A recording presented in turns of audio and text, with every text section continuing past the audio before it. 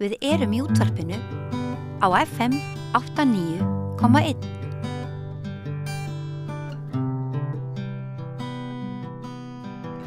Einhver ástæða fyrir því og eitthvað í ykkur samfélagsgerð sem ýtir undir það að ungt fólk verðist vera að leita í harðari fíkniefni í auknum mæli?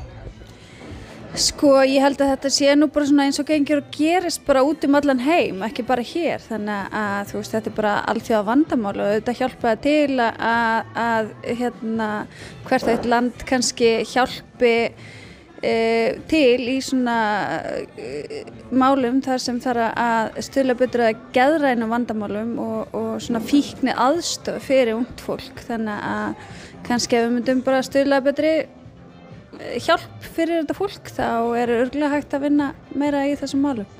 Þannig að þetta bara spurning það að hlúa vel að þessum börnum eða þessu unga fólki sem í vandræðum.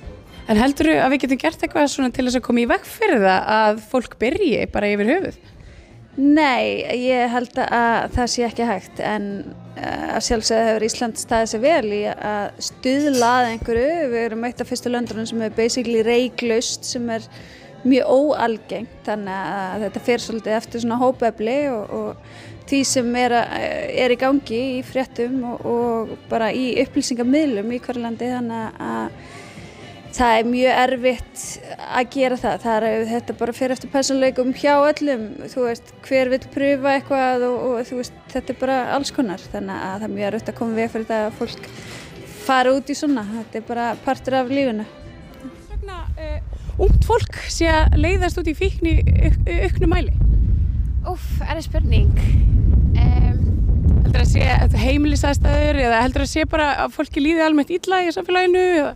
Já, ég myndi halda það sko, bara kannski blanda af báðu, eða þú veist, það kannski ekkert mikið stutt við ungt fólk sem þú veist, með, kannski svona, andleg vandamáli eða þannig, eða jú, náttúrulega upp að, eitthvað, en kannski ekki nóg mikið, það gæti verið. Hvers vegna ungt fólk virðist í auknum mæli vera að leiðast út í fíkn?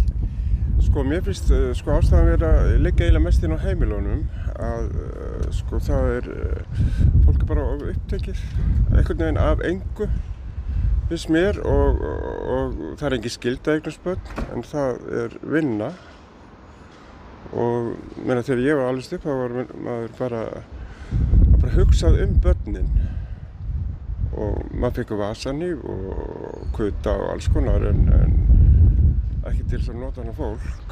Það var bara ekkert inn í myndinu, sko. Þekkir þú einhvern í þínu lífi sem hefur gleymt fíknisjúkdóm? Ég veit að ég er 66 ára og hvað heldur ég? Fullt af fólki. En mér finnst þetta bara mjög alvarlegt í dag og börnin, þau eru bara vanrækt og foreldrar, unga fólki ekkert verst. Það eru allir í símanum og horfa bara ofan í síman. En það eins og segja, þetta uppeldis, þetta inn á heimilunum. Þetta byrjar allt þar. Uppeldisstofnanir eru ekki skólar eða annað. Það er heimilin sem uppeldisstofnanir. Svona, það virðist sem ungt fólk sé að leiðast frekar út í fíkn? Af hverju?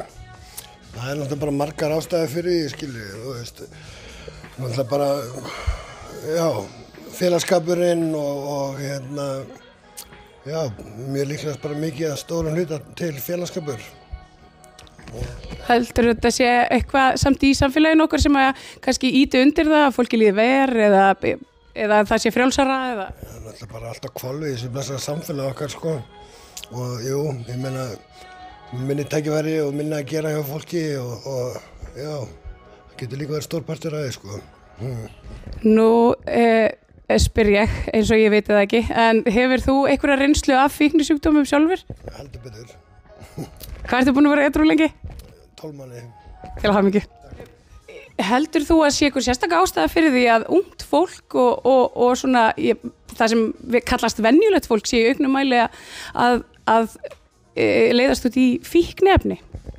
Já, ég held að þetta sé bara minni tími hjá foreldrum að geta sinnt börnunum sínum og Þetta helst allt í hendur, það verið að skattleggja fólk, það verið að ýta því út á götuna, það eru 60.000 heimili sem eru að taka lán fyrir bara húsaleigunni og afborgunum og húsum og þar að leiðandi engin tími orðin fyrir börnin, það verið að láta stofnanir sjá uppeldi á börnum og þegar það gerist þá náttúrulega bara stjórnleysi og agaleysi hjá krökkum og það það sem að þau einu sem við vantar, það við þurfum að fara að þjappa okkur saman og við þurfum að fara að hugsa hvað við erum að gera. Hvernig getum við bætt úr þessu? Það þarf náttúrulega að fara að taka á spillingunni í landinu, gjörsamlega. Þetta náttúrulega fáránlegt að fjármálaráðherrann okkar fái bara að selja pappa sínum banka og stökkva yfir í annað ráðuneyti og svo labbar hann til Úkraínu og gefur milljónur skattgreiðenda milljarða til burtu í vopnakaup. Þetta svo glórulaust að þetta fá að koma og viðgangast. Þetta bara, það þarf að fara að taka til í öllu stjórnkerfinu, öllu skattkerfinu og það þarf að fara, bara við þurfum að fara að líta til Norðurlandana og við þurfum að fara að hafa okkur bara eins og fólk. Þetta að mínu mati þetta bara ráðherrar sem halda að við séum að vinna fyrir þau, þetta akkurat öfugt. Þetta eru þau sem að vinna fyrir okkur og þau þurfa að gera svo vel að fara að gera sig í brók og hætta að spreða peningum eins og að segja eitthvað góðar hérna. Þetta bara þannig. Það komin tími á aukna samkennd. Hinn eina sanna breyting sósíalismi. Allt það besta ókeypis. Knúsaðu vini þína. Samstöðin þar sem manneskjurnar koma saman.